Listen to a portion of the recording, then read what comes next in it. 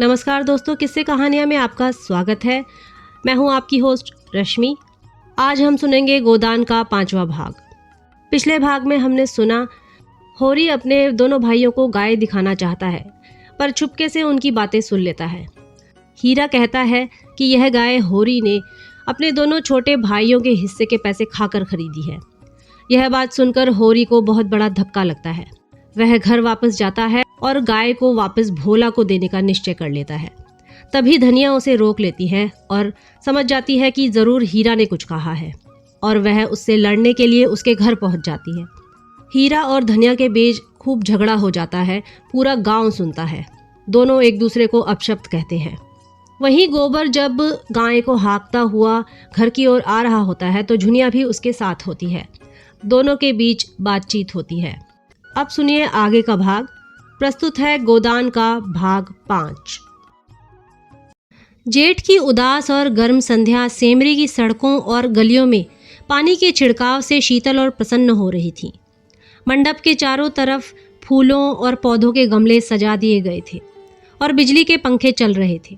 राय साहब अपने कारखाने में बिजली बनवा लेते थे।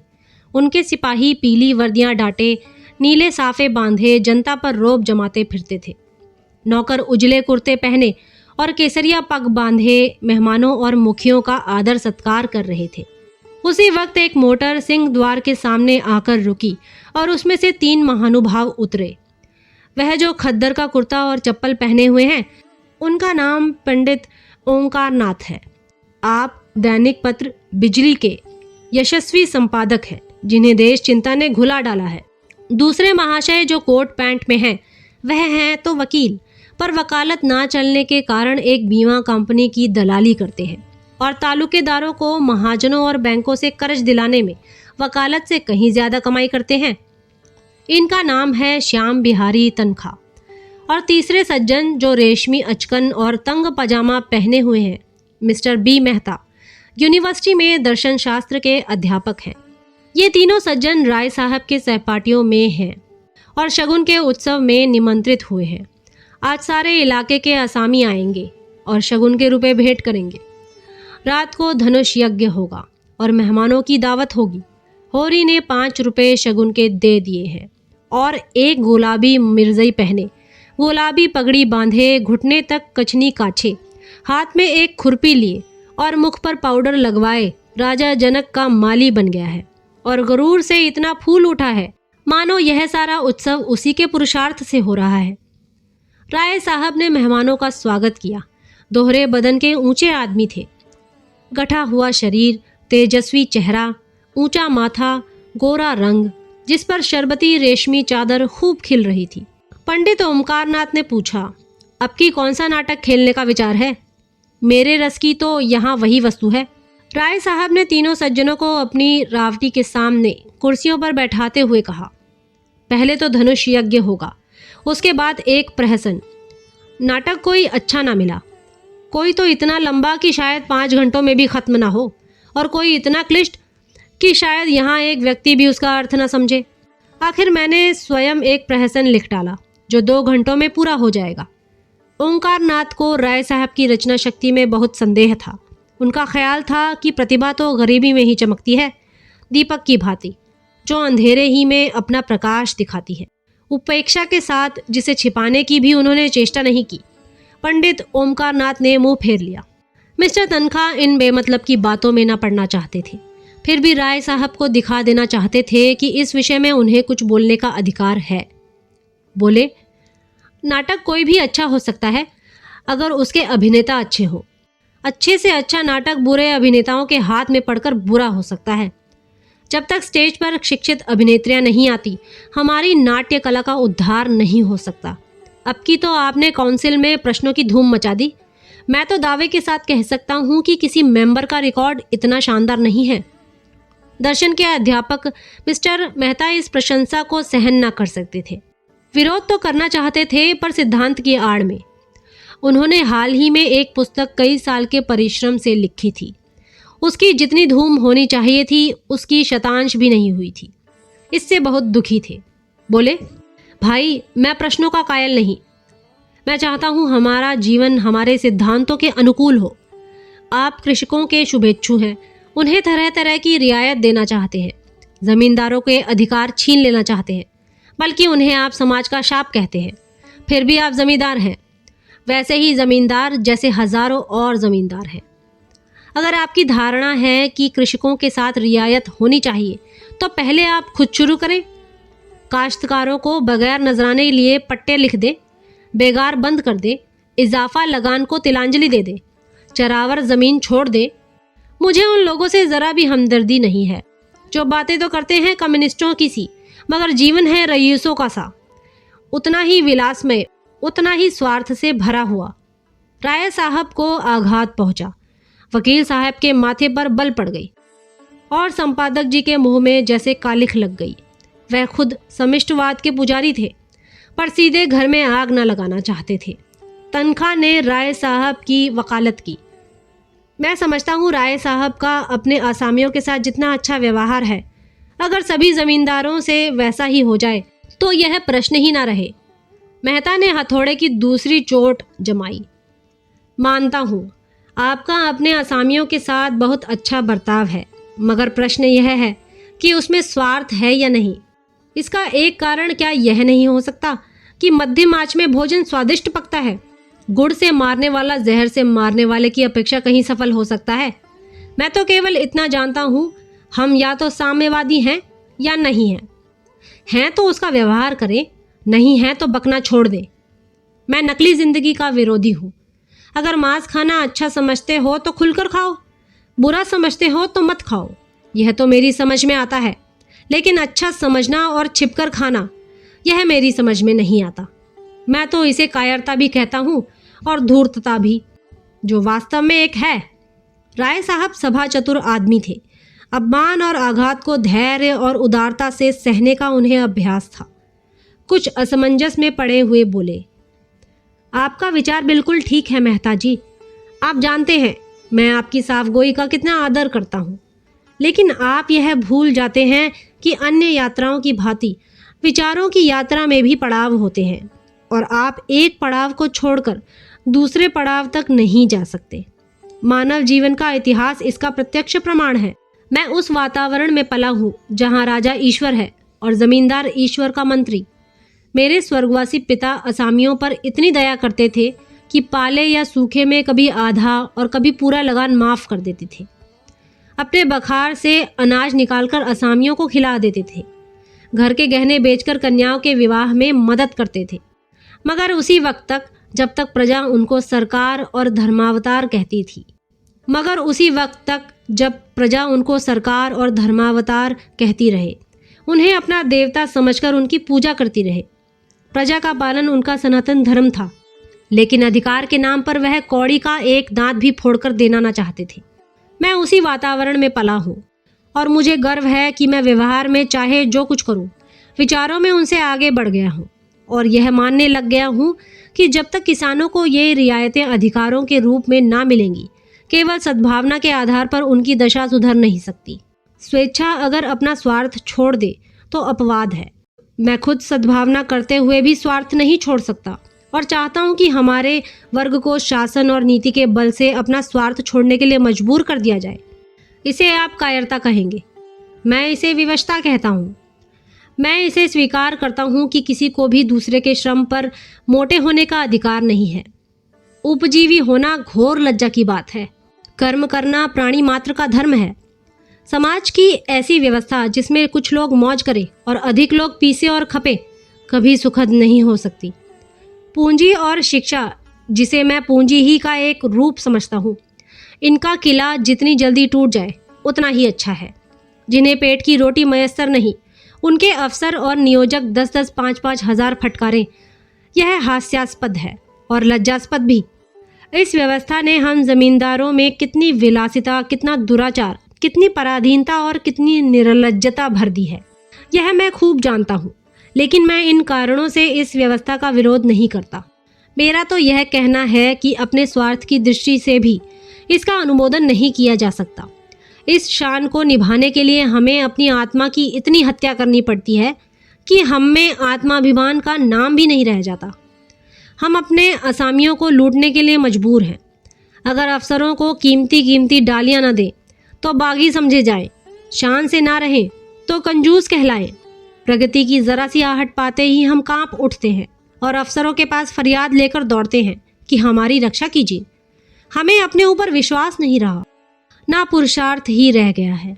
बस हमारी दशा उन बच्चों की सी है जिन्हें चम्मच से दूध पिलाकर पाला जाता है, बाहर से मोटे, अंदर से दुर्बल, सत्वहीन और मोहताज।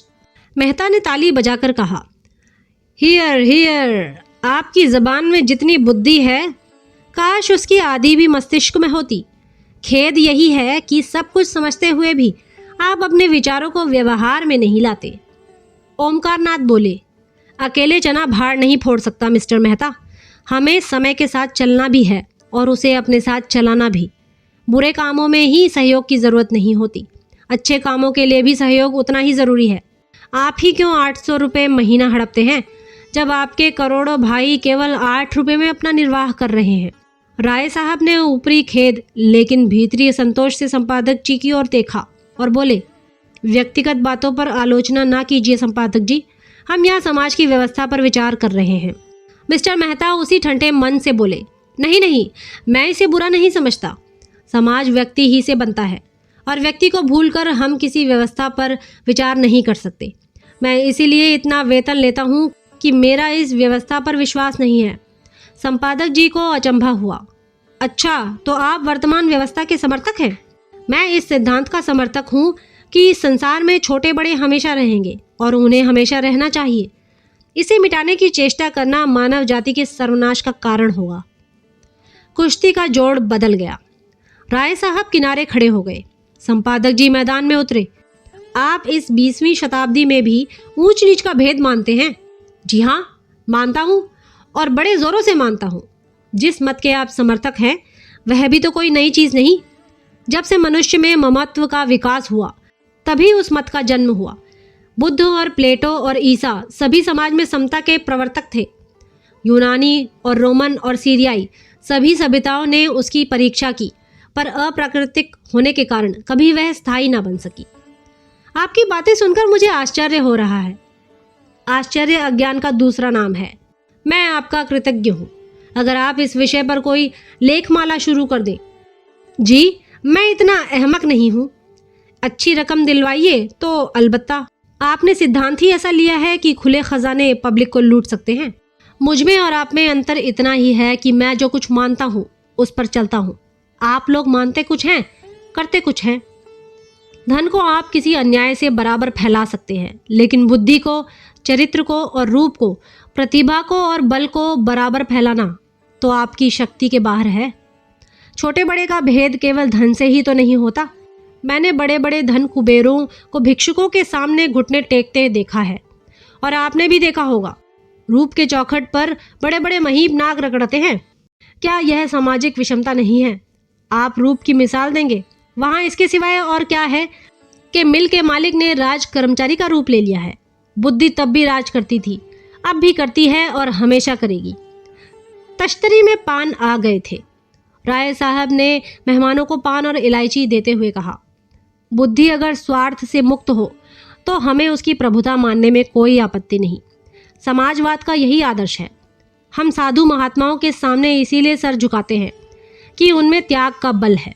इसी तरह हम बुद्धि के हाथ में अधिकार भी देना चाहते हैं, सम्मान भी, नेतृत्व भी, लेकिन संपत्ति किसी तरह नहीं। बुद्धि का अधिकार और सम्मान व्यक्ति के साथ चला जाता है, लेकिन उसकी संपत्ति विष बोने के लिए उसके बाद और भी प्रबल हो जाती है।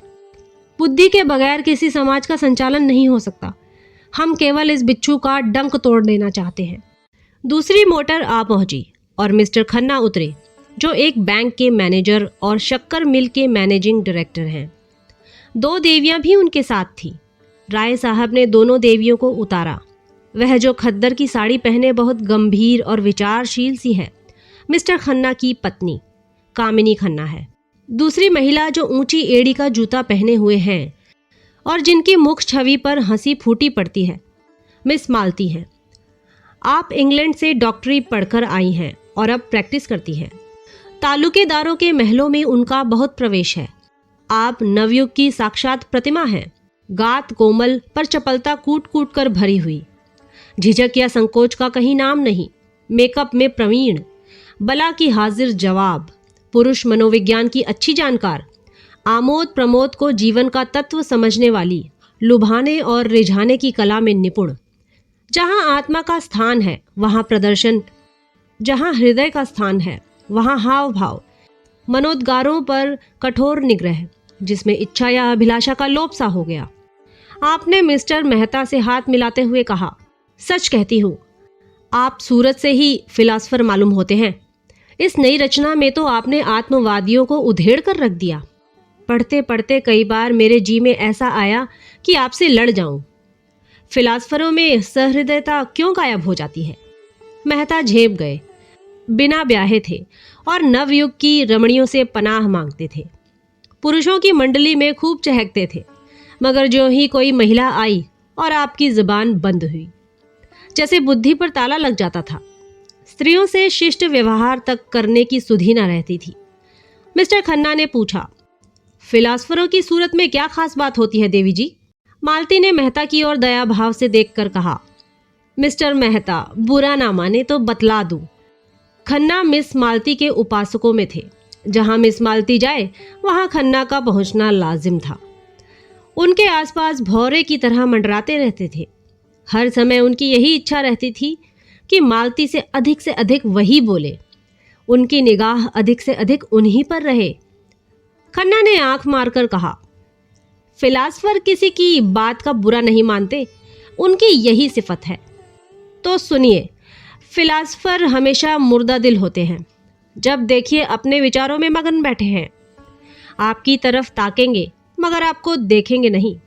आप उनसे बातें किए जाएं, कुछ सुनेंगे नहीं, जैसे शून्य में उड़ रहे हो। सब लोगों ने कह कहा मारा। मिस्टर मेहता जैसे जमीन में गड़ गए। ऑक्सफोर्ड में मेरे फिलॉसफी के प्रोफेसर मिस्टर हस्बैंड थे। खन्ना ने टोका, नाम तो निराला है। जी हाँ, और थे कुआरे। मिस्टर मेहता भी तो कुआरे हैं। यह रोग सभी फिलासफरों को होता है। अब मेहता को अवसर मिला। बोले, आप भी तो इसी मरज में गिरफ्तार हैं। मैंने प्रतिज्ञा की है किसी फिलासफर से शादी करूंगी, और यह वर्ग शादी के नाम से घबराता है।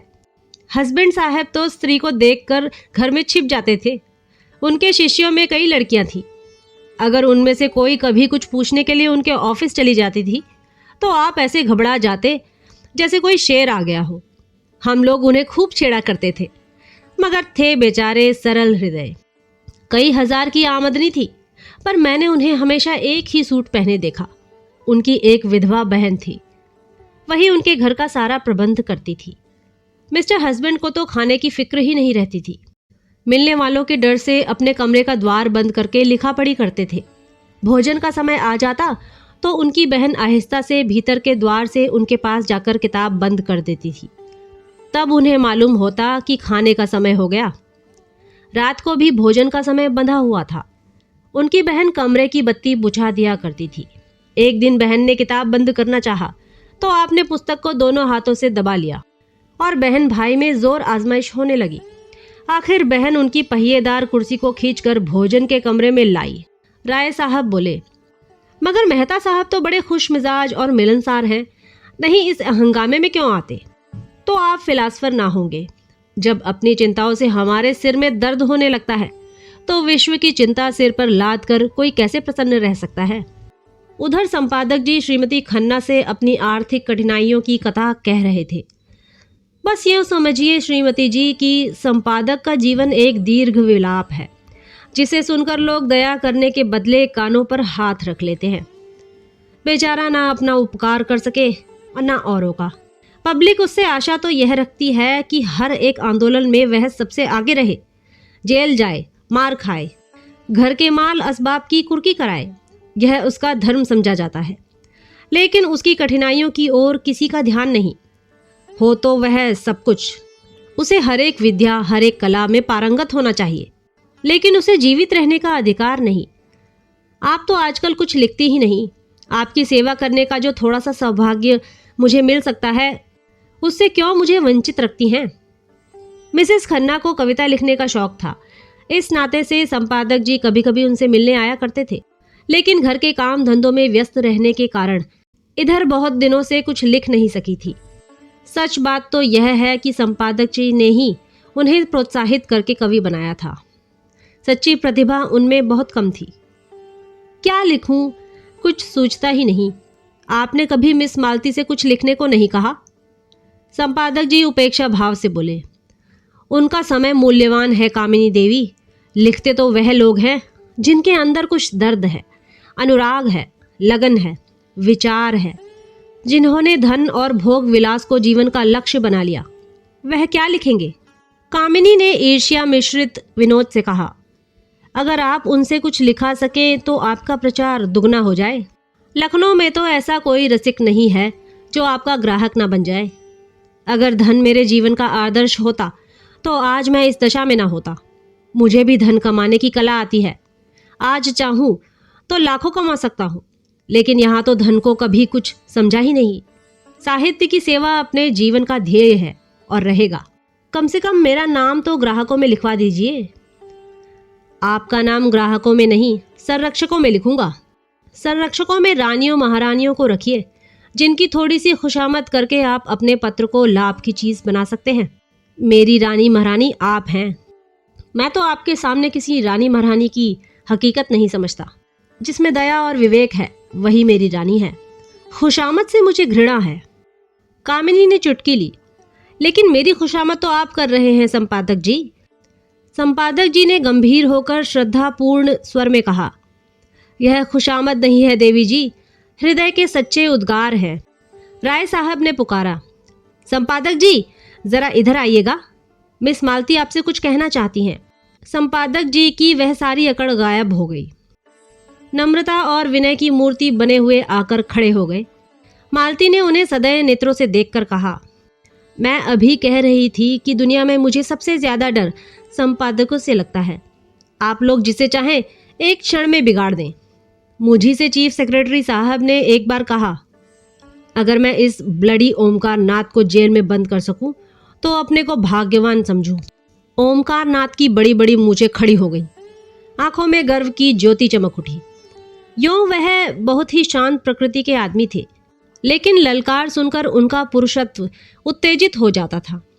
दृढ़ता भरे स्वर में बोले, इस कृपा के लिए आपका कृतज्ञ हूं। उस बज़्म में अपना जिक्र तो आता है, चाहे किसी तरह आए। आप सेक्रेटरी महोदय से कह दीजिएगा कि ओमकार नाथ उन आदमियों में नहीं है जो इन धमकियों से डर जाए। उसकी कलम उसी वक्त विश्राम लेगी जब उसकी जीवन यात्रा समाप्त हो जाएगी। उसने अनीति और स्वेच्छाचार को जड़ से खोदकर फेंक देने का जिम्मा लिया है। मिस मालती ने और उकसाया, अगर मेरी समझ में आपकी यह नीति नहीं आती कि जब आप मामूली शिष्टाचार से अधिकारियों का सहयोग प्राप्त कर सकते हैं तो क्यों उनसे कन्नी काटते हैं? अगर आप अपनी आलोचनाओं में आग और विष जरा कम कर दें तो मैं वादा करती हूँ कि आपको गवर्नमेंट से काफ़ी मदद दिला सकती हूँ। जनता को तो आपने देख लिया, उससे अपील की, उसकी खुशामद की, अपनी कठिनाइयों की कथा कही, मगर कोई नतीजा ना निकला। अब ज़रा अधिकारियों को भी आजमा देखिए। तीसरे महीने आप मोटर पर ना निकलने लगे और सरकारी दावतों में निमंत्रित ना होने लगे तो मुझे जितना चाहे कोसिएगा। तब यही रईस और नेशनलिस्ट जो आपकी परवाह नहीं करते आपके द्वार के चक्कर लगाएंगे। ओमकार नाथ अभिमान के साथ बोले, यही तो मैं नहीं कर सकता देवी जी। मैंने अपने सिद्धांतों को सदैव ऊंचा और पवित्र रखा है और जीते जी उनकी रक्षा करूंगा। दौलत के पुजारी तो गली गली मिलेंगे, मैं सिद्धांत के पुजारियों में से हूं। मैं इसे दंभ कहती हूं। आपकी इच्छा, धन की आपको परवाह नहीं है, सिद्धांतों का खून करके नहीं। तो आपके पत्र में विदेशी वस्तुओं के विज्ञापन क्यों होते हैं? मैंने किसी भी दूसरे पत्र में इतने विदेशी विज्ञापन नहीं देखे। आप बनते तो हैं आदर्शवादी और सिद्धांतवादी, पर अपने फायदे के लिए देश का धन विदेश भेजते हुए आपको जरा भी खेद नहीं होता। आप किसी तर्क से इस नीति का समर्थन नहीं कर सकते। ओमकार नाथ के पास सचमुच कोई जवाब न था। उन्हें बगले झांकते देखकर राय साहब ने उनकी हिमायत की। तो आखिर आप क्या चाहती हैं? इधर से भी मारे जाएं, उधर से भी मारे जाएं, तो पत्र कैसे चले? मिस मालती ने दया करना ना सीखा था। पत्र नहीं चलता तो बंद कीजिए। अपना पत्र चलाने के लिए आपको विदेशी वस्तुओं के प्रचार का कोई अधिकार नहीं। अगर आप मजबूर हैं तो सिद्धांत का ढोंग छोड़िए। मैं तो सिद्धांतवादी पत्रों को देखकर जल उठती हूँ। जी चाहता है दिया सिलाई दिखा दूं। जो व्यक्ति कर्म और वचन में सामंजस्य नहीं रख सकता, वह और चाहे जो कुछ हो, सिद्धांतवादी नहीं है। मेहता खिल उठे। थोड़ी देर पहले उन्होंने खुद इसी विचार का प्रतिपादन किया था। उन्हें मालूम हुआ कि इस रमणी में विचार की शक्ति भी है, केवल तितली नहीं। संकोच जाता रहा। यही बात अभी मैं कह रहा था। विचार और व्यवहार में सामंजस्य का ना होना ही धूर्तता है, मक्कारी है। मिस मालती प्रसन्न मुख से बोली, तो इस विषय में आप और मैं एक है, और मैं भी फिलासफर होने का दावा कर सकती हूँ। खन्ना की जीभ में खुजली हो रही थी। बोले, आपका एक एक अंग फिलासफी में डूबा हुआ है। मालती ने उनकी लगाम खींची। अच्छा, आपको भी फिलासफी में दखल है? मैं तो समझती थी आप बहुत पहले अपनी फिलासफी को गंगा में डूबे बैठे। नहीं, आप इतने बैंकों और कंपनियों के डायरेक्टर ना होते। राय साहब ने खन्ना को संभाला। तो क्या आप समझती हैं कि फिलासफरों को हमेशा फाके मस्त रहना चाहिए? जी हाँ, फिलासफर अगर मोह पर विजय ना पा सके तो फिलासफर कैसा? इस लिहाज से तो शायद मिस्टर मेहता भी फिलासफर ना ठहरे। मेहता ने जैसे आस्तीन चढ़ाकर कहा, मैंने तो कभी यह दावा नहीं किया राय साहब। मैं तो इतना ही जानता हूँ कि जिन औजारों से लोहार काम करता है, उन्हीं औजारों से सोनार नहीं करता। क्या आप चाहते हैं आम भी उसी दिशा में फले फूले जिसमें बबूल या ताड़? मेरे लिए धन केवल उन सुविधाओं का नाम है जिनमें मैं अपना जीवन सार्थक कर सकूं।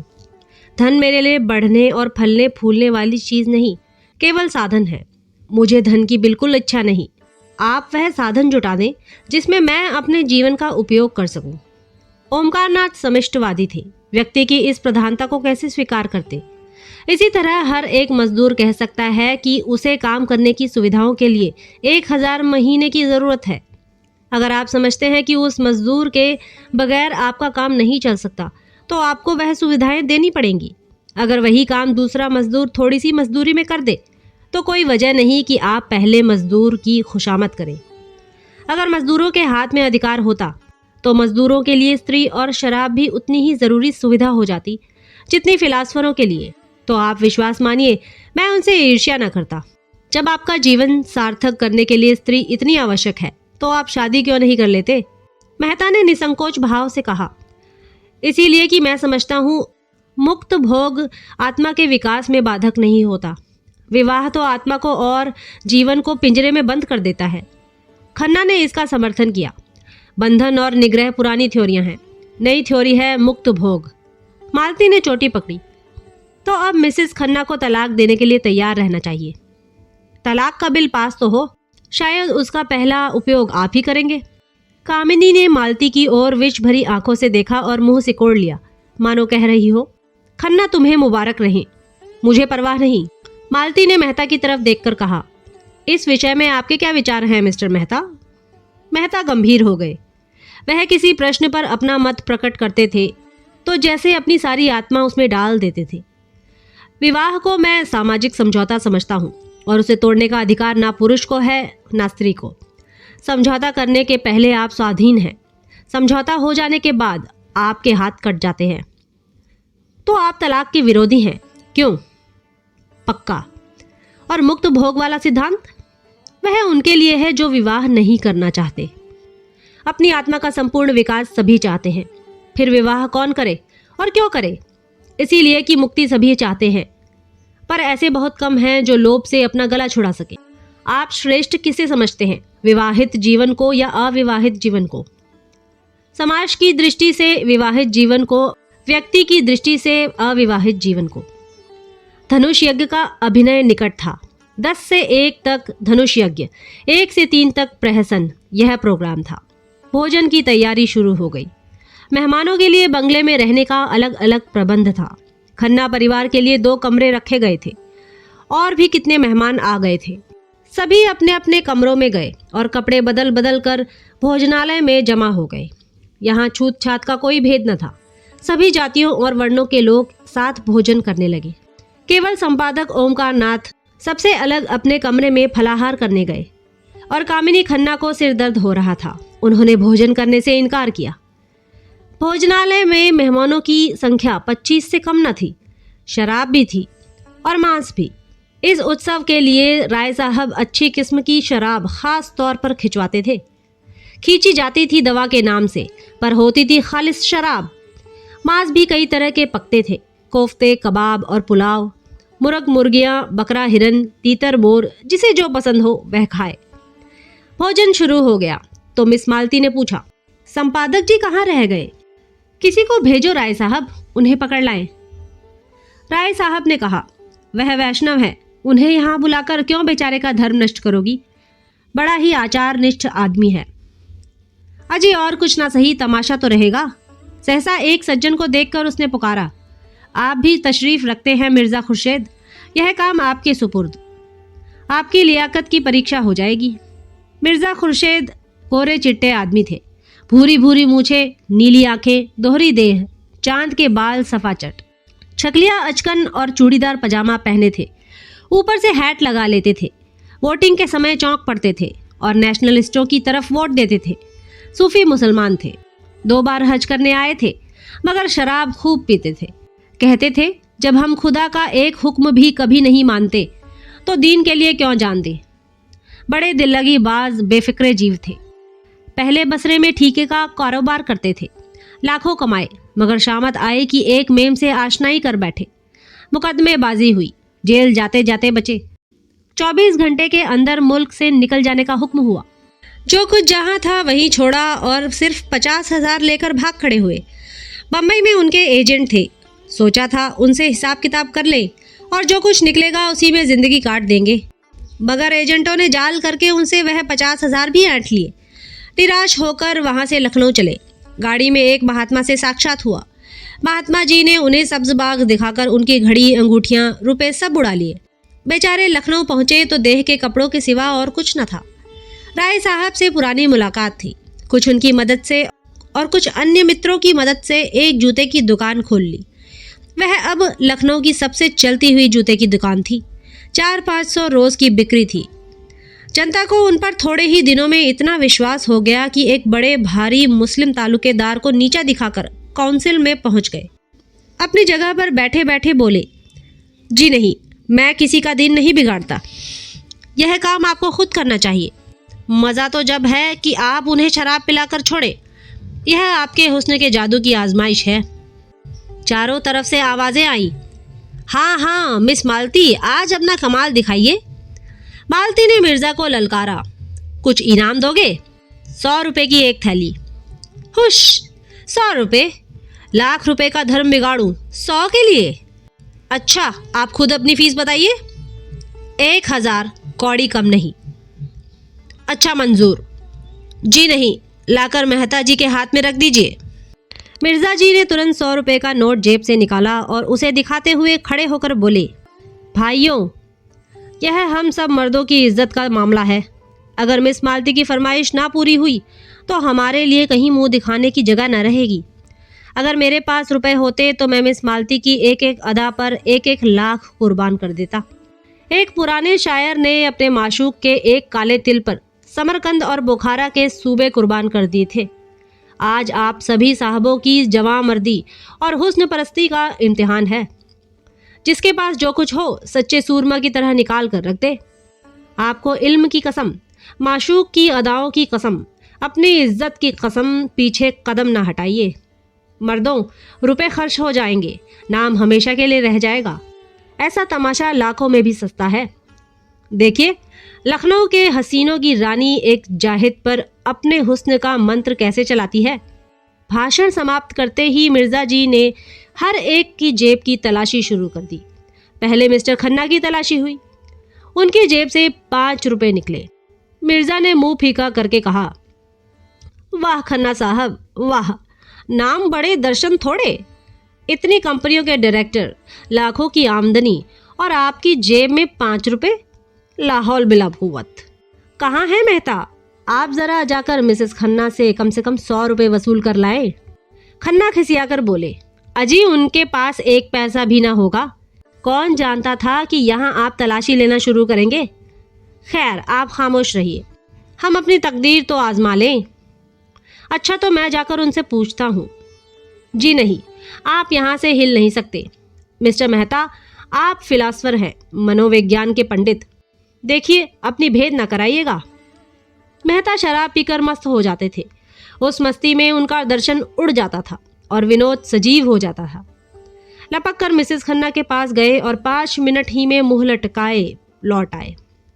मिर्जा ने पूछा, अरे क्या खाली हाथ? राय साहब हंसे। काजी के घर चूहे भी सयाने। मिर्जा ने कहा, हो बड़े खुश नसीब खन्ना, खुदा की कसम। मेहता ने कहा मारा और जेब से 100 रुपए के 5 नोट निकाले। मिर्जा ने लपक कर उन्हें गले लगा लिया। चारों तरफ से आवाजें आने लगी। कमाल है, मानता हूँ उस्ताद, क्यों ना हो, फिलासफर ही जो ठहरे। मिर्जा ने नोटों को आंखों से लगाकर कहा, भाई मेहता, आज से मैं तुम्हारा शागिर्द हो गया। बताओ क्या जादू मारा? मेहता अकड़कर लाल लाल आंखों से ताकते हुए बोले, अजी कुछ नहीं, ऐसा कौन सा बड़ा काम था? जाकर पूछा, अंदर आऊं? बोली, आप हैं मेहता जी, आइए। मैंने अंदर जाकर कहा, वहाँ लोग ब्रिज खेल रहे हैं। अंगूठी 1000 से कम की नहीं है। आपने तो देखा है, बस वही। आपके पास रुपए हों तो 500 रुपए देकर 1000 की चीज़ ले लीजिएगा। ऐसा मौका फिर ना मिलेगा। मिस मालती ने इस वक्त रुपए ना दिए तो बेदाग निकल जाएंगी। पीछे से कौन देता है? शायद इसीलिए उन्होंने अंगूठी निकाली है कि 500 रुपए किसके पास धरे होंगे। मुस्कुराई और चट अपने बटुए से 5 नोट निकाल कर दे दिए और बोली, मैं बिना कुछ लिए घर से नहीं निकलती, ना जाने कब क्या ज़रूरत पड़े। खन्ना खिसियाकर बोले, जब हमारे प्रोफेसरों का यह हाल है तो यूनिवर्सिटी का तो ईश्वर ही मालिक है। खुर्शीद ने घाव पर नमक छिड़का। अरे तो ऐसी कौन सी बड़ी रकम है जिसके लिए आपका दिल बैठा जाता है? खुदा झूठ ना बुलवाए तो यह आपकी 1 दिन की आमदनी है। समझ लीजिएगा, 1 दिन बीमार पड़ गए और जाएगा भी तो मिस मालती ही के हाथ में।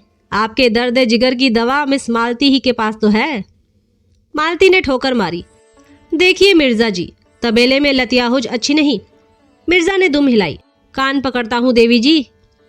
मिस्टर तनख्वाह की तलाशी हुई। मुश्किल से 10 रुपए निकले। मेहता की जेब से केवल 98 निकली। कई सज्जनों ने 1-1, 2-2 रुपए खुद दिए। हिसाब जोड़ा गया तो 300 की कमी थी। यह कमी राय साहब ने उदारता के साथ पूरी कर दी। संपादक जी ने मेवे और फल खाए थे और जरा कमर सीधी कर रहे थे कि राय साहब ने जाकर कहा, आपको मिस मालती याद कर रही हैं। खुश होकर बोले, मिस मालती मुझे याद कर रही हैं?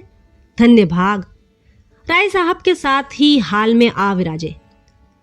उधर नौकरों ने मेजें साफ कर दी थी। मालती ने आगे बढ़कर उनका स्वागत किया। संपादक जी ने नम्रता दिखाई। बैठिए, तकल्लुफ ना कीजिए, मैं इतना बड़ा आदमी नहीं हूँ। मालती ने श्रद्धा भरे स्वर में कहा, आप तकल्लुफ समझते होंगे, मैं समझती हूँ। मैं अपना सम्मान बढ़ा रही हूँ। यूँ आप अपने को कुछ समझें और आपको शोभा भी नहीं देता। लेकिन यहाँ जितने सज्जन जमा हैं, सभी आपकी राष्ट्र और साहित्य सेवा से भली भांति परिचित हैं।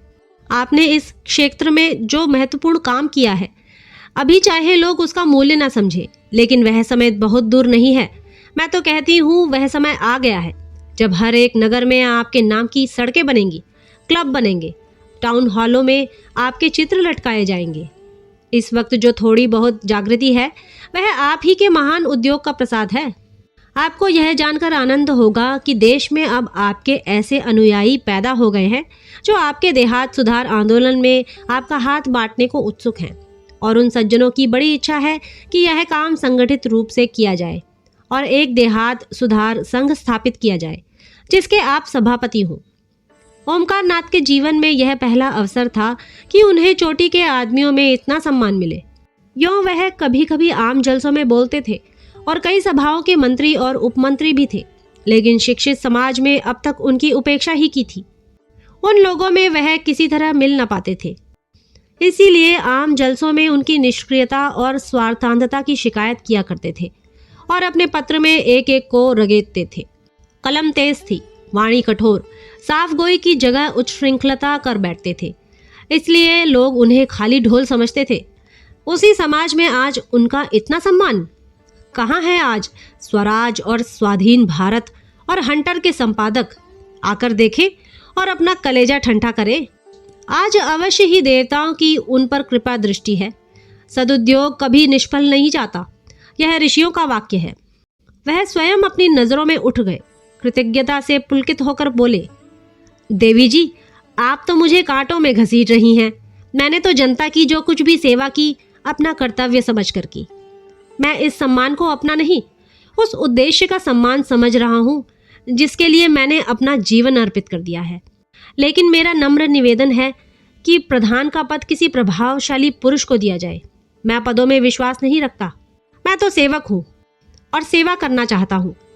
मिस मालती इसे किसी तरह स्वीकार नहीं कर सकती। सभापति पंडित जी को बनना पड़ेगा। नगर में उसे ऐसा प्रभावशाली व्यक्ति दूसरा नहीं दिखाई देता, जिसकी कलम में जादू है, जिसकी जबान में जादू है, जिसके व्यक्तित्व में जादू है। वह कैसे कहता है कि वह प्रभावशाली नहीं है? वह जमाना गया जब धन और प्रभाव में मेल था। अब प्रतिभा और प्रभाव के मेल का युग है। संपादक जी को यह पद अवश्य स्वीकार करना पड़ेगा। मंत्री मिस मालती होंगी। इस सभा के लिए 1000 का चंदा भी हो गया है और अभी तो सारा शहर और प्रांत पड़ा हुआ है। 4-5 लाख मिल जाना मामूली बात है। ओमकार नाथ पर कुछ नशा सा चढ़ने लगा। उनके मन में जो एक प्रकार की फुरहरी सी उठी थी, उसने गंभीर उत्तरदायित्व का रूप धारण कर लिया। बोले, मगर यह आप समझ ले मिस मालती कि यह बड़ी जिम्मेदारी का काम है और आपको अपना बहुत समय देना पड़ेगा। मैं अपनी तरफ से आपको विश्वास दिलाता हूँ कि आप सभा भवन में मुझे सबसे पहले मौजूद पाएंगी। मिर्जा जी ने पुचारा दिया, आपका बड़े से बड़ा दुश्मन भी यह नहीं कह सकता कि आप अपना फर्ज अदा करने में कभी किसी से पीछे रहे। मिस मालती ने देखा शराब कुछ कुछ असर करने लगी है, तो और भी गंभीर बनकर बोली, अगर हम लोग इस काम की महानता ना समझे तो ना यह सभा स्थापित होती और ना आप इसके सभापति होते। हम किसी रईस या तालुकेदार को सभापति बनाकर धन खूब बटोर सकते हैं और सेवा की आड़ में स्वार्थ सिद्ध कर सकते हैं, लेकिन यह हमारा उद्देश्य नहीं। हमारा एकमात्र उद्देश्य जनता की सेवा करना है और उसका सबसे बड़ा साधन आपका पत्र है। हमने निश्चय किया है कि हर एक नगर और गांव में उसका प्रचार किया जाए और जल्द से जल्द उसकी ग्राहक संख्या को 20,000 तक पहुंचा दिया जाए। प्रांत की सभी म्यूनिसिपैलिटियों और जिला बोर्ड के चेयरमैन हमारे मित्र हैं। कई चेयरमैन तो यहीं विराजमान हैं। अगर हर एक ने 500-500 प्रतियां भी ले ली तो 25,000 प्रतियां तो आप यकीनी समझे। फिर राय साहब और मिर्जा साहब की यह सलाह है कि काउंसिल में इस विषय का एक प्रस्ताव रखा जाए कि प्रत्येक गांव के लिए बिजली की 1 प्रति सरकारी तौर पर मंगवाई जाए या कुछ वार्षिक सहायता स्वीकार की जाए, और हमें पूरा विश्वास है कि यह प्रस्ताव पास हो जाएगा। ओमकार नाथ ने जैसे नशे में झूमते हुए कहा, हमें गवर्नर के पास डेप्यूटेशन ले जाना होगा। मिर्जा खुर्शीद बोले, जरूर जरूर, उनसे कहना होगा कि किसी सभ्य शासन के लिए यह कितनी लज्जा और कलंक की बात है कि ग्रामोत्थान का अकेला पत्र होने पर भी बिजली का अस्तित्व तक नहीं स्वीकार किया जाता। मिर्जा खुर्शीद ने कहा, अवश्य अवश्य, मैं गर्व नहीं करता, अभी गर्व करने का समय नहीं आया, लेकिन मुझे इसका दावा है कि ग्राम्य संगठन के लिए बिजली ने जितना उद्योग किया है।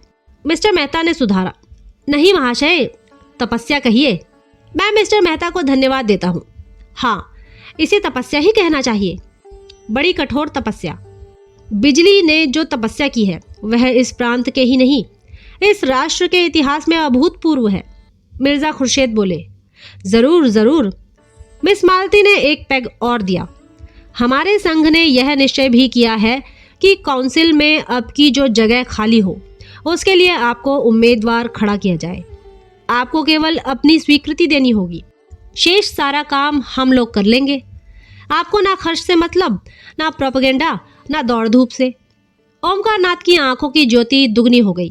गर्वपूर्ण नम्रता से बोले, मैं आप लोगों का सेवक हूँ, मुझसे जो चाहे काम ले लीजिए। हम लोगों को आपसे ऐसी ही आशा है। हम अब तक झूठे देवताओं के सामने नाक रगड़ते रगड़ते हार गए और कुछ हाथ ना लगा। अब हमने आपने सच्चा पथ प्रदर्शक, सच्चा गुरु पाया है और इस शुभ दिन के आनंद में आज हमें एक मन एक प्राण होकर अपने अहंकार को, अपने दंभ को तिलांजलि दे देनी चाहिए। हम में आज से कोई ब्राह्मण नहीं है, कोई शूद्र नहीं है, कोई हिंदू नहीं है, कोई मुसलमान नहीं है, कोई ऊंच नहीं है, कोई नीच नहीं है। हम सब एक ही माता के बालक, एक ही गोद के खेलने वाले, एक ही थाली के खाने वाले भाई हैं। जो लोग भेदभाव में विश्वास रखते हैं, जो लोग पृथकता और कट्टरता के उपासक हैं, उनके लिए हमारी सभा में स्थान नहीं है। जिस सभा के सभापति पूज्य ओमकार नाथ जी जैसे विशाल हृदय व्यक्ति हो, उस सभा में ऊंच नीच का, खान पान का और जाति पाति का भेद नहीं हो सकता। जो महानुभाव एकता में और राष्ट्रीयता में विश्वास न रखते हो, वे कृपा करके यहाँ से उठ जाएं। राय साहब ने शंका की। मेरे विचार में एकता का यह आशय नहीं है कि सब लोग खान पान का विचार छोड़ दे। मैं शराब नहीं पीता, तो क्या मुझे इस सभा से अलग हो जाना पड़ेगा? मालती ने निर्मम स्वर में कहा। बेशक अलग हो जाना पड़ेगा। आप इस संघ में रहकर किसी तरह का भेद नहीं कर सकते। मेहता जी ने घड़े को ठोका। मुझे संदेह है कि हमारे सभापति जी स्वयं खान पान की एकता में विश्वास नहीं रखते हैं। ओमकार नाथ जी का चेहरा जर्द पड़ गया। इस बदमाश ने यह क्या बेवक्त की शहनाई बजा दी? दुष्ट कहीं गड़े मुर्दे ना उखाड़ने लगे। नहीं, यह सारा सौभाग्य स्वप्न की भांति शून्य में विलीन हो जाएगा। मिस मालती ने उनके मुंह की ओर जिज्ञासा की दृष्टि से देखकर दृढ़ता से कहा। आपका संदेह निराधार है मेहता महोदय। क्या आप समझते हैं कि राष्ट्र की एकता का ऐसा अनन्य उपासक, ऐसा उदारचेता पुरुष, ऐसा रसिक कवि इस निरर्थक और लज्जाजनक भेद को मान्य समझेगा? ऐसी शंका करना उसकी राष्ट्रीयता का अपमान करना है। ओमकार नाथ का मुखमंडल प्रदीप्त हो गया। प्रसन्नता और संतोष की आभा झलक पड़ी। मालती ने उसी स्वर में कहा, और इससे भी अधिक उनकी पुरुष भावना का, एक रमणी के हाथों से शराब का प्याला पाकर वह कौन भद्र पुरुष है जो इनकार कर दे? यह तो नारी जाति का अपमान होगा। उस नारी जाति का जिसके नयन बाणों से अपने हृदय को बिंधवाने की लालसा पुरुष मात्र में होती है, जिसकी अदाओं पर मर मिटने के लिए बड़े बड़े महीब लालायित रहते हैं। लाइए बोतल और प्याले और दौर चलने दीजिए। इस महान अवसर पर किसी तरह की शंका, किसी तरह की आपत्ति राष्ट्रद्रोह से कम नहीं। पहले हम अपने सभापति की सेहत का जाम पिएंगे। बर्फ, शराब और सोडा पहले ही से तैयार था। मालती ने ओमकार नाथ को अपने हाथों से लाल विष से भरा हुआ ग्लास दिया और उन्हें कुछ ऐसी जादू भरी चितवन से देखा कि उनकी सारी निष्ठा, सारी वर्ण श्रेष्ठता काफूर हो गई। मन ने कहा, सारा आचार विचार परिस्थितियों के अधीन है। आज तुम दरिद्र हो, किसी मोटर कार को धूल उड़ाते देखते हो तो ऐसा बिगड़ते हो कि उसे पत्थरों से चूर चूर कर दो। लेकिन क्या तुम्हारे मन में कार की लालसा नहीं है? परिस्थिति ही विधि है और कुछ नहीं। बाप दादों ने नहीं पी थी, ना पी हो। उन्हें ऐसा अवसर ही कब मिला था? उनकी जीविका पोथी पत्रों पर थी।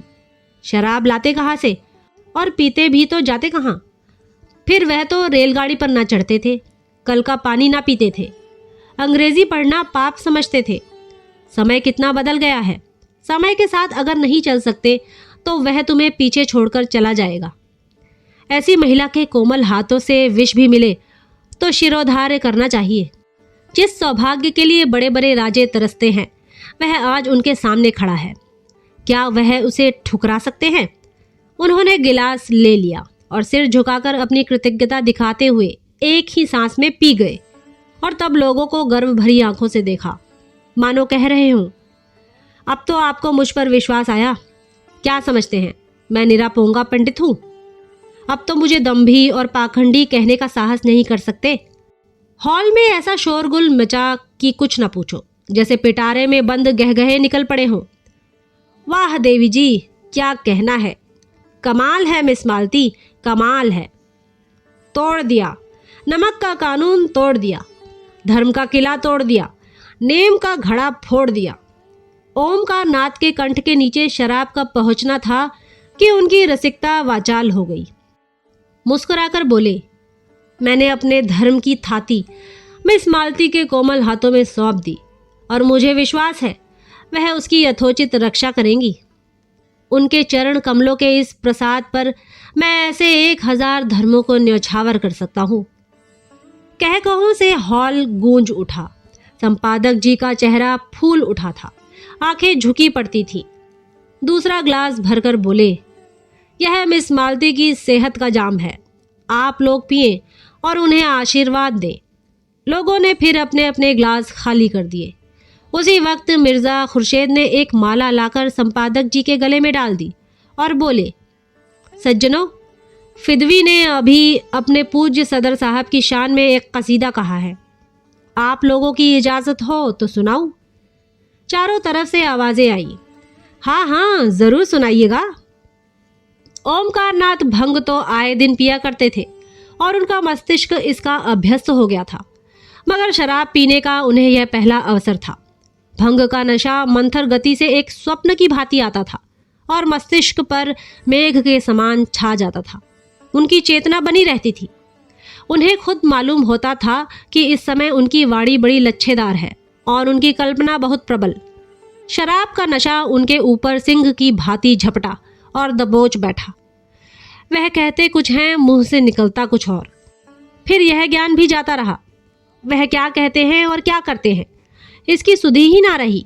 यह स्वप्न का रोमानी वैचित्र न था, जागृति का वह चक्कर था जिसमें साकार निराकार हो जाता है। ना जाने कैसे उनके मस्तिष्क में यह कल्पना जाग उठी कि कसीदा पढ़ना कोई बड़ा अनुचित काम है। मैं इस पर हाथ पटक कर बोले, नहीं, कदापि नहीं, यहाँ कोई कसीदा नहीं होगा, नहीं होगा। हम सभापति हैं, हमारा हुक्म है, हम अभी इस सभा को तोड़ सकते हैं, अभी तोड़ सकते हैं, सभी को निकाल सकते हैं। कोई हमारा कुछ नहीं कर सकता। हम सभापति हैं, कोई दूसरा सभापति नहीं है। मिर्ज़ा ने हाथ जोड़कर कहा, हुजूर, इस कसीदे में तो आपकी तारीफ की गई है। संपादक जी ने लाल पर ज्योतिहीन नेत्रों से देखा। तुम हमारी तारीफ क्यों की? क्यों की? बोलो, क्यों हमारी तारीफ की? हम किसी का नौकर नहीं है, किसी के बाप का नौकर नहीं है, किसी साले का दिया नहीं खाते। हम खुद संपादक हैं, हम बिजली का संपादक हैं, हम उसमें सबका तारीफ करेगा। देवी जी, हम तुम्हारा तारीफ नहीं करेगा। हम कोई बड़ा आदमी नहीं है, हम सबका गुलाम है, हम आपका चरण रज है। मालती देवी हमारी लक्ष्मी, हमारा सरस्वती, हमारी राधा। यह कहते हुए वे मालती के चरणों की तरफ झुके और मुंह के बल फर्श पर गिर पड़े। मिर्ज़ा खुर्शीद ने दौड़कर उन्हें संभाला और कुर्सियां हटाकर वहीं जमीन पर लेटा दिया। फिर उनके कानों के पास मुंह ले जाकर बोले, राम राम सत्य है, कहिए तो आपका जनाजा निकाले। राय साहब ने कहा, कल देखना कितना बिगड़ता है, एक एक को अपने पत्र में रगेदेगा और ऐसा ऐसा रगेदेगा कि आप भी याद करेंगे। एक ही दुष्ट है, किसी पर दया नहीं करता, लिखने में तो अपना जोड़ नहीं रखता। ऐसा गधा आदमी कैसे इतना अच्छा लिखता है, यह रहस्य है। कई आदमियों ने संपादक जी को उठाया और ले जाकर उनके कमरे में लिटा दिया। उधर पंडाल में धनुष यज्ञ हो रहा था। कई बार इन लोगों को बुलाने के लिए आदमी आ चुके थे, कई हुक्काम भी पंडाल में आ चुके थे। लोग उधर जाने को तैयार हो रहे थे कि सहसा एक अफगान आकर खड़ा हो गया। गोरा रंग, बड़ी बड़ी मूछें, ऊंचा कद, चौड़ा सीना, आंखों में निर्भयता का उन्माद भरा हुआ, ढीला नीचा कुर्ता, पैरों में शलवार, जरी के काम की सदरी, सिर पर पगड़ी और कुलाह, कंधे में चमड़े का बैग लटकाए, कंधे पर बंदूक रखे और कमर में तलवार बांधे न जाने किधर से आ खड़ा हो गया और गरज कर बोला, खबरदार, कोई यहाँ से मत जाओ। हमारा साथ का आदमी पर डाका पड़ा है। यहाँ का जो सरदार है वह हमारा आदमी को लूट लिया है। उसका माल तुमको देना होगा, एक एक कौड़ी देना होगा। कहाँ है सरदार? उसको बुलाओ। राय साहब ने सामने आकर क्रोध भरे स्वर में कहा, कैसी लूट, कैसा डाका? यह तुम लोगों का काम है, यहाँ कोई किसी को नहीं लूटता। साफ साफ कहो, क्या मामला है? अफगान ने आंखें निकाली और बंदूक का कुंदा जमीन पर पटक कर बोला, हमसे पूछता है कैसा लूट, कैसा डाका? तुम लूटता है, तुम्हारा आदमी लूटता है। हम यहाँ की कोठी का मालिक है, हमारी कोठी में 50 जवान है। हमारा आदमी रुपए तहसील कर लाता था, 1000, वह तुम लूट लिया और कहता है कैसा डाका? हम बतलाएगा कैसा डाका होता है। हमारा 2500 जवान अभी आता है, हम तुम्हारा गांव लूट लेगा। कोई साला कुछ नहीं कर सकता, कुछ नहीं कर सकता। खन्ना ने अफगान के तेवर देखे तो चुपके से उठे कि निकल जाए। सरदार ने जोर से डांटा, कहाँ जाता तुम? कोई कहीं नहीं जा सकता। नहीं, हम सबको कत्ल कर देगा, अभी फायर कर देगा। हमारा तुम कुछ नहीं कर सकता। हम तुम्हारा पुलिस से नहीं डरता। पुलिस का आदमी हमारा शकल देखकर भागता है। हमारा अपना काउंसिल है, हम उसको खत लिखकर लाट साहब के पास जा सकता है। हम यहाँ से किसी को नहीं जाने देगा। तुम हमारा 1000 रुपया लूट लिया, हमारा रुपया नहीं देगा तो हम किसी को जिंदा नहीं छोड़ेगा। तुम सब आदमी दूसरों के माल को लूट करता है और यहाँ माशूक के साथ शराब पीता है। मिस मालती उसकी आंख बचाकर कमरे से निकलने लगी कि वह बाज की तरह टूटकर उनके सामने आ खड़ा हुआ और बोला, तुम इन बदमाशों से हमारा माल दिलवाए। नहीं, हम तुमको उठा ले जाएगा और अपनी कोठी में जश्न मनाएगा। तुम्हारा हुस्न पर हम आशिक हो गया। या तो हमको 1000 अभी अभी दे दे, या तुमको हमारे साथ चलना पड़ेगा। तुमको हम नहीं छोड़ेगा। हम तुम्हारा आशिक हो गया है। हमारा दिल और जिगर फटा जाता है। हमारा इस जगह 25 जवान है। इस जिला में हमारा 500 जवान काम करता है। हम अपने कबीले का खान है। हमारे कबीला में 10,000 सिपाही है। हम काबुल के अमीर से लड़ सकता है। अंग्रेज सरकार हमको 20,000 सालाना खिराज देता है। अगर तुम हमारा रुपया नहीं देगा तो हम गांव लूट लेगा और तुम्हारा माशूक को उठा ले जाएगा। खून करने में हमको लुत्फ आता है। हम खून का दरिया बहा देगा। मजलिस पर आतंक छा गया। मिस मालती अपना चहकना भूल गई। खन्ना की पिंडलियां कांप रही थी। बेचारे चोट चपेट के भय से एक मंजिले बंगले में रहते थे। जीने में चढ़ना उनके लिए सूली पर चढ़ने से कम न था। गर्मी में भी डर के मारे कमरे में सोते थे। राय साहब को ठकुराई का अभिमान था। वह अपने ही गांव में एक पठान से डर जाना हास्यास्पद समझते थे, लेकिन उसकी बंदूक को क्या करते। उन्होंने जरा भी चीचपड़ किया और इसने बंदूक चलाई। खुश तो होते ही हैं ये सब, और निशाना भी इन सबों का कितना अचूक होता है। अगर उसके हाथ में बंदूक न होती तो राय साहब उससे सींग मिलाने को भी तैयार हो जाते। मुश्किल यही थी कि दुष्ट किसी को बाहर नहीं जाने देता। नहीं, दम के दम में सारा गांव जमा हो जाता और इसके पूरे जत्थे को पीट पीट कर रख देता। आखिर उन्होंने दिल मजबूत किया और जान पर खेल कर बोले, हमने आपसे कह दिया कि हम चोर डाकू नहीं हैं। मैं यहाँ की काउंसिल का मेंबर हूँ और यह देवी जी लखनऊ की सुप्रसिद्ध डॉक्टर हैं। यहाँ सभी शरीफ और इज्जतदार लोग जमा हैं। हमें बिल्कुल खबर नहीं आपके आदमियों को किसने लूटा। आप जाकर थाने में रपट कीजिए। खान ने जमीन पर पैर पटके, पैंतरे बदले और बंदूक को कंधे से उतारकर हाथ में लेता हुआ दहाड़ा, मत बकबक करो। काउंसिल का मेंबर को हम इस तरह पैरों से कुचल देता है, जमीन पर पांव रगड़ता है। हमारा हाथ मजबूत है, हमारा दिल मजबूत है। हम खुदा ताला के सिवा और किसी से नहीं डरता। तुम हमारा रुपया नहीं देगा तो हम, राय साहब की तरफ इशारा करके, तो हम अभी तुमको कत्ल कर देगा। अपनी तरफ बंदूक की नली देखकर राय साहब झुककर मेज के बराबर आ गए। अजीब मुसीबत में जान फंसी थी। शैतान बरबस कहे जाता है। तुमने हमारे रुपए लूट लिए। ना कुछ सुनता है, ना कुछ समझता है, ना किसी को बाहर जाने आने देता है। नौकर चाकर, सिपाही, प्यादे सब धनुष यज्ञ देखने में मग्न थे। जमींदारों के नौकर यूं भी आलसी और कामचोर होते ही हैं। जब तक 10 दफे ना पुकारा जाए बोलते ही नहीं। और इस वक्त तो वे एक शुभ काम में लगे हुए थे। धनुष यज्ञ उनके लिए केवल तमाशा नहीं, भगवान की लीला थी। अगर एक आदमी भी इधर आ जाता तो सिपाहियों को खबर हो जाती और दम भर में खान का सारा खानपन निकल जाता। दाढ़ी के एक एक बाल नुच जाते। कितना गुस्सेवर है, होते भी तो जल्लाद हैं। ना मरने का गम, ना जीने की खुशी। मिर्जा साहब ने चकित नेत्रों से देखा। क्या बताऊं, कुछ अक्ल काम नहीं करती। मैं आज अपना पिस्तौल घर ही छोड़ आया, नहीं मजा खा देता। खन्ना रोना मुंह बनाकर बोले, कुछ रुपए देकर किसी तरह इस बला को टालिए। राय साहब ने मालती की ओर देखा। देवी जी, आपकी क्या सलाह है? मालती का मुखमंडल तमतमा रहा था। बोली, होगा क्या, मेरी इतनी बेइज्जती हो रही है और आप लोग बैठे देख रहे हैं। इतने मर्दों के होते एक उजड़ा पठान मेरी इतनी दुर्गति कर रहा है और आप लोगों के खून में जरा भी गमीर नहीं आती।